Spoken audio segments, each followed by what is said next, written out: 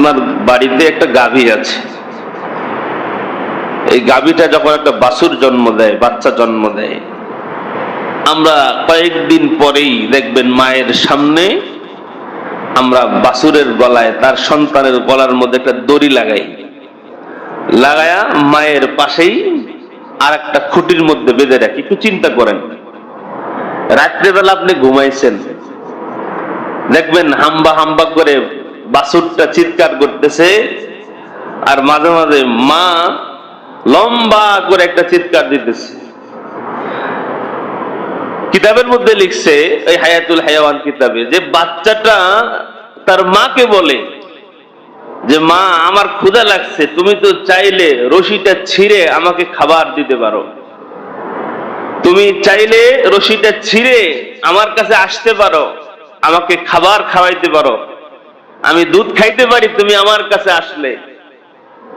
এখন ওই মা বাচ্চাকে জবাব দেয়, হ্যাঁ আমি চাইলে পারি রশি ছিঁড়া তোরে দুধ খাওয়াইতে, কিন্তু আমি যদি রশি ছিঁড়ে তোর কাছে যাই, তুই যদি দুধ খেয়ে ফেলো, আমার মালিক তো গরিব মানুষ, সে তো আগামীকাল দুধ বিক্রি করে চাল কিনে আনবে, আমি যদি তোর কাছে গিয়ে তোরে দুধ খাওয়াই, তো আমি তো আমার মালিকের সাথে বেঈমানি করলাম, আমি তো আমার মালিকের খেদমত করতে পারলাম না, কারণ আমার আল্লাহ তো আমাকে বানাইছেন এই দুনিয়ার মালিকের গোলামির জন্য, খেদমতের জন্য। সুবহানাল্লাহ। একটা গরু পর্যন্ত আপনার আমার খেদমতের জন্য রেডি।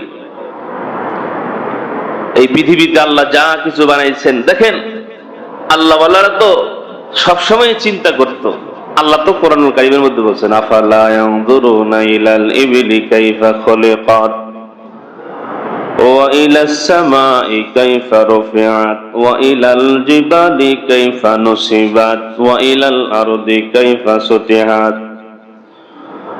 ও দুনিয়ার মুসলমান ইমানদার আল্লাহর গোলাম, আল্লাহ পাক রব্বুল আলামিন বলেন, আফালা ইয়ানজুরুনা ইলাল ইবলি কাইফা খুলিকাত। দুনিয়ার মানুষ, তোমরা একটু দেখো নজর করে, আমি আল্লাহ দুনিয়াকে কি সুন্দর করে বানাইলাম। ওয়া ইলাস সামাই কাইফা রুফিআত, আমি আল্লাহ খুঁটি ছাড়া আসমান কিভাবে বানায়া রাখছি। ওয়া ইলাল জিবালি কাইফা নুসিবাত, এত বড় বড় পাহাড় আমি আল্লাহ কিভাবে বানাইলাম।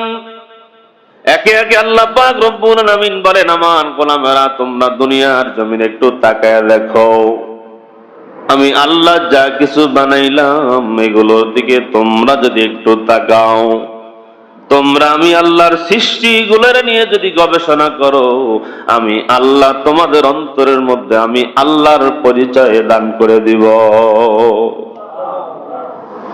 দেখ আল্লাহর ওলি বুজুর্গ বটগাছ তলায় বসে বসে চিন্তা করতেছেন, কারণ ওই যে আল্লাহ বলছেন তার সৃষ্টি নিয়ে গবেষণা করার জন্য।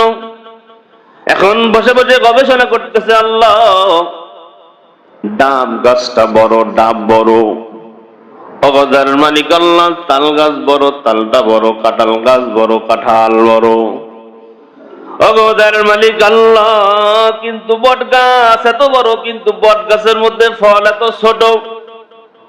তাল গাছ বড়, তার ফল বড়, ডাব গাছ বড়, তার ডাব বড়, কিন্তু এখানের মধ্যে আমি বসে একটু চিন্তা করতেছি, মালিক বট গাছটা এত বড়, বট গাছের ফল কেন এত ছোট, এটা তো সামঞ্জস্য হয় নাই। এমন সময় দেখবেন বট গাছের মধ্যে বট গাছের ফল খাওয়ার জন্য কিছু পাখি আসে।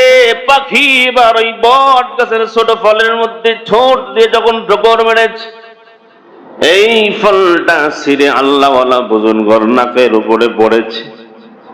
হঠাৎ করে এবার যখন এই ফল আল্লাহর ওলি বুজুর্গের নাকের মধ্যে পড়ছে, এবার চিন্তা করতেছে যে আমার চিন্তা অনুযায়ী আমার আল্লাহ যদি ডাবের মতো বড় ফল এই জায়গায় থাকতো, এই জায়গায় যদি কাঁঠালের মতো বড় ফল থাকতো, তালের মতো বড় ফল যদি এই জায়গার মধ্যে থাকতো, আর এই ফল যদি আমার নাকের উপরে পড়তো, আমার কি অবস্থা হতো। কারণ আমার আল্লাহ ডাব গাছ বানাইছেন বান্দাকে ডাব খাওয়ানোর জন্য, আমার আল্লাহ কাঁঠাল গাছ দিয়েছেন বান্দাকে কাঁঠাল খাওয়ানোর জন্য। কিন্তু আল্লাহ পাক রব্বুল আলামিন পৃথিবীর জমিনে বট গাছ ফল খাওয়ার জন্য বানায় নাই। ওই বট গাছ বানানোর উদ্দেশ্য কি?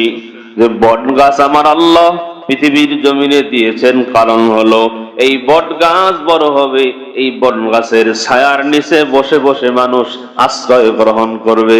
সুবহানাল্লাহ। এজন্য দেখবেন বট গাছ মরুভূমির মধ্যে থাকে।